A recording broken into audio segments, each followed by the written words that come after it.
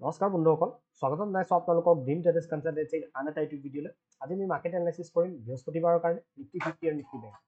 চ' Nifty বেংকৰ আজি মোমেণ্টামটো যদি আমি চাওঁ, এইটো এটা ভাল মোমেণ্টাম মাৰ্কেটে দুটা চাইডেই দিছে। প্ৰথম হাফত যোনটো এটা মোমেণ্টাম আছিলে, ইয়াতে চাওক যে এটাই ট্ৰেড আমাৰ ইয়াতে ভাল হৈছিলে, যোনটো ফাৰ্ষ্ট মানে হাফত আমি পাইছিলোঁ, যোনটো হ'ল এই ট্ৰেড লাইনডাল য'ত মাৰ্কেটে ব্ৰেক কৰিছিলে, আৰু লগতে এটা ডাব্লিউ পেটাৰ্ণো ইয়াতে ফৰ্মেশ্যন আমি দেখা পাইছোঁ, হয়নে? চ' দুটা কনফাৰ্মেশ্যন আমাৰ আছিলে, আৰু তাৰপিছতে আপোনালোকে চাওক যে চিধা চিধি মোমেণ্টাম ইয়াতে মাৰ্কেটে আমাক এটা মানে ষ্ট্ৰিট ৰেলী এটা আমাক ইয়াতে দিছে। ত' নিশ্চয় আপোনালোকে ইয়াতে অলপ হ'লেও ইয়াতে প্ৰফিট কৰিব পাৰিছে যাতে মই ভাবোঁ। ঠিক আছে, এতিয়া চাওক মাৰ্কেটটো যেতিয়া চিধা চিধি যায় এনেকৈ, তেতিয়া সদায় এই যোনবিলাক ৰেজিষ্টেঞ্চ থাকে, ৰেজিষ্টেঞ্চবিলাকত ৰিয়েকশ্যন পোৱাৰ চান্স থাকে। এতিয়া কথাটো হ'ল যে এইটো এটা ৰেজিষ্টেঞ্চ আছিলে, এইটো এটা ৰেজিষ্টেঞ্চ আছিলে, আৰু এইটো এটা ৰেজিষ্টেঞ্চ আছিলে, তিনিটা ৰেজিষ্টেঞ্চ আছিলে। তো ইয়াতে চাওক যে লাষ্ট যোনটো ৰেজিষ্টেঞ্চ আছে, সেইটোত আল্টিমেটলি মাৰ্কেটে ইয়াতে যোনটো প্ৰাইচ আছিলে, প্ৰাইচটো অলপ এডজাষ্ট হৈ গ'ল, মানে চিধা চিধি মাৰ্কেটটো যেতিয়া গ'ল, ইয়াত অলপ প্ৰাইচটো এডজাষ্ট হৈ পেলাই তলৰ ফালে গুচি গ'ল। ঠিক আছে, তাৰপিছত আমি দেখা পাইছোঁ চেলন ৰাইজ মাৰ্কেটে আমি ইয়াতে দেখা পাওঁ।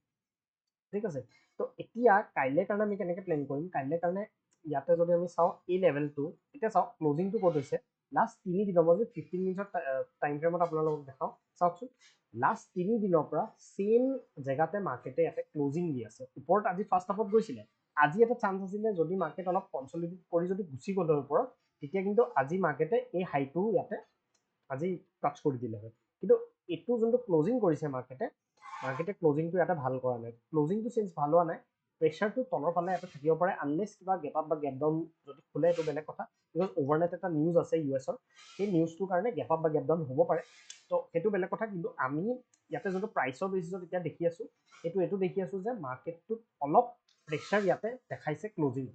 চববাৰে মাৰ্কেটে ওপৰত যাব খুজিছে, চববাৰে ইয়াতে ক্লজিংটো তলৰ ফালে দি আছে লাষ্ট 3 দিনতে, আৰু অলপ ভলেটাইল মাৰ্কেট ইয়াতে হৈছে। ঠিক আছে, এতিয়া আমি এইটো চাব লাগিব যে মাৰ্কেটটোত যদি এই লেভেলটো যোনটো মই ড্ৰ কৰি থৈছোঁ 49,545, এই লেভেলটো যদি কাইলৈ ব্ৰেকডাউন কৰে, যদি মাৰ্কেটে বোলে অলপ গেপ ডাউন খুলি গ'ল, গেপ ডাউন খুলি বোলে কনচলিডেট কৰিলে তেনেকুৱা, আৰু এইটো লেভেল ব্ৰেকডাউন কৰি দিলে, তেতিয়াহ'লে আমি এটা চাপ ফল আমি দেখা পাব পাৰোঁ। কোনটো লেভেললৈকে? ইয়ালৈকে আমি চাব পাৰিম 48,940। ঠিক আছে, এই লেভেলটোলৈকে আমি চাব পাৰিম অলমষ্ট কিমান 600 পইণ্টছৰ এটা মোমেণ্টাম আমি ইয়াতে দেখাৰ চান্স আছে। বিকজ 3 দিন হৈ গ'ল, 3 দিন এটা ৰেঞ্জতে মাৰ্কেটে এইটো চাওক যে এই দুটা ৰেঞ্জ যদি আপোনালোকে চাই, এই মানে দুটা ৰেঞ্জতে মাৰ্কেটে 3 দিনৰ কাৰণে ট্ৰেড কৰি আছে।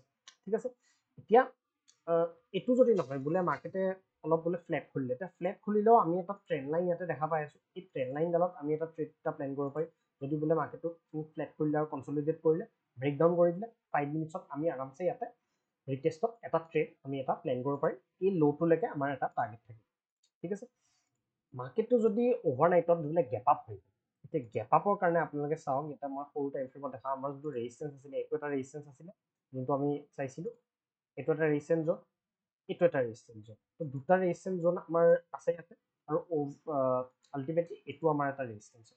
এতিয়া আমি ক'ত ইয়াতে প্লেন কৰিব পাৰিম, সেইটো আমি ইয়াতে যদি চাওঁ 5 মিনিটছত আমি এবাৰ চাওঁ, 5 মিনিটছত চালে আমি গম পাওঁ এইটো লেভেলত চাওক যে মাল্টিপল ইয়াতে ৰিজেকশ্যন ইয়াত এবাৰ হৈছে, দুবাৰ হৈছে, আৰু এইটো আজিৰ দিনটোতো ইয়াতে বহুতবাৰ ৰিজেকশ্যন হৈছে। তো ইয়াৰ ওপৰত যদি এতিয়া যোনটো লেভেলতে মাৰ্কেট খোলে, মাৰ্কেট বোলে এইটো লেভেলৰ আণ্ডাৰতে খুলিলে, ইয়াতে খুলি বোলে কনচলিডেট কৰি আছে, কনচলিডেট কৰি মাৰ্কেটে যদি এইটো লেভেল ব্ৰেক কৰি দিয়ে, তেতিয়াহ'লে আমি ইয়াতে এটা ট্ৰেড প্লেন কৰিব পাৰিম।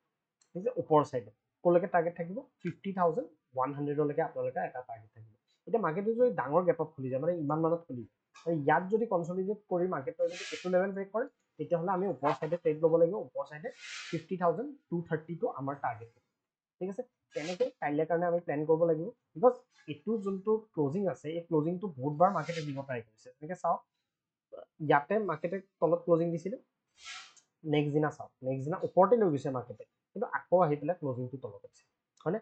তো মাৰ্কেটে ট্ৰাই কৰি আছে ওপৰত যাবলৈ, বাট ক্লজিংবিলাক ইয়াতে তলত হৈ আছে। আজিও ছেইম হ'ল, ইয়াতে মাৰ্কেটো অলপ গেপ আপ কৰিলে, তলত আহিব ট্ৰাই কৰিছিলে, বাট আকৌ লৈ গ'ল।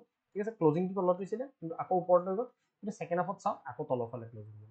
তো এইটোত গম পোৱা গৈছে যে ইয়াতে যোনবিলাক বায়াৰ্ছ আৰু চেলাৰ্ছৰ ইয়াতে এটা ফাইট চলি আছে এইটো এৰিয়াত।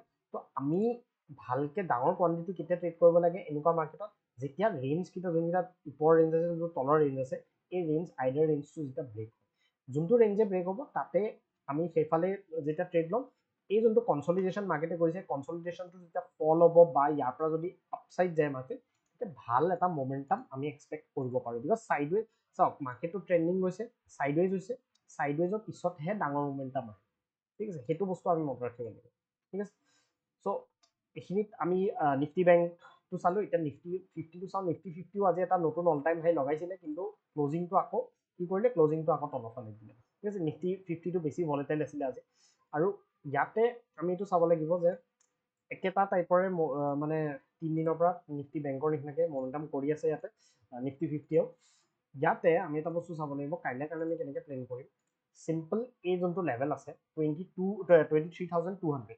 23,200টোৰ ওচৰত যদি মাৰ্কেট খোলে কাইলৈ অলপ গেট ডাউন খুলি পেলাই ইয়াতে যদি কনসলিডেট কৰি এই লেভেলটো ব্ৰেক ডাউন কৰি দিওঁ তেতিয়াহ'লে এটা ফ্ৰী ফল ইয়াতে আমি দেখিবলৈ পাম ক'লৈকে ইয়ালৈকে এই লেভেলটোলৈকে আমি এটা ফ্ৰী ফল দেখাৰ চান্স আছে বিকজ 3 দিন কনসলিডেশন হৈ গৈছে মুভ যদি আহে তলৰ চাইডে ট্ৰেন্ডিং এটা মুভ আহিব ঠিক আছে এতিয়া ওপৰ চাইডে চাই লওঁ ওপৰ চাইডে যদি আমি প্লেন কৰোঁ ওপৰ চাইডে একচুৱেলি আপোনালোকৰ ইয়াতে ভাল ট্ৰেড মই ইয়াতে দেখা পোৱা নাই বিকজ ইয়াতে যদি আমি চাওঁ না ইয়াতে কিবা ভাল ট্ৰেণ্ড লাইন যেনেকুৱা বনিছে না ইয়াতে লেভেলৰ ওপৰত আমি ইয়াতে পটককৈ ট্ৰাষ্ট কৰিব পাৰোঁ বিকজ কি হৈছে এইবিলাক লেভেল চব ভলেটিলিটি জ'ন হয় ঠিক আছে এইটো পটককৈ আপুনি ক'ৰবাত ট্ৰেড ইয়াতে ব্ৰেকআউটত ল'ব এইটো যেনিবা এটা লেভেল আছিলে এইটো লেভেলৰ পৰা ব্ৰেকডাউন দিলে ইয়াৰ পৰা আকৌ ৰিটেষ্ট হ'লে ইয়াতে লৈ ল'ব পাৰে কিন্তু ট্ৰেপ হোৱা চান্স বহুত আছে তো মাৰ্কেটটো যদি কেনেবাকৈ গেপ আপ ইয়াতে অকলে এটা ট্ৰেডে বনিব ওপৰ চাইডে যদি গেপ আপ খুলি যায় গেপ আপ বোলে এইখিনি লেভেলত খুলি গ'ল এইটো লেভেলত বোলে কনসলিডেট কৰি দিলে কনসলিডেট কৰি এইটো লেভেল ব্ৰেক কৰিলে তেতিয়াহ'লে আমি বুলিছ এটা ট্ৰেড ইয়াতে প্লেন কৰিম